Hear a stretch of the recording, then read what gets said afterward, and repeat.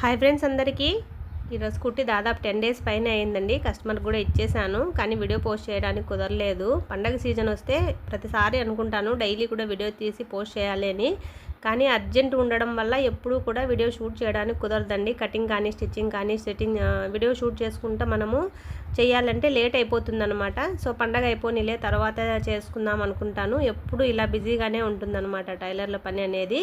ఇది చూడండి, ఇంతకుముందు నేను ఆరెంజ్ డ్రెస్ వేసుకున్నా, అది ఇది రెండు కూడా ఒకే కస్టమర్వే. కాకపోతే ఇది శారీ చాలా చిన్నగా ఉందండి, మార్బుల్ శారీ మొత్తం కొంగు అంతా క్రాస్ వచ్చిందనమాట. సో బ్లౌజు కొంగు కూడా మొత్తం కూడా తీసేసి ఇలాగా కుట్టానండి. ఫినిషింగ్ అయితే సూపర్గా వచ్చింది.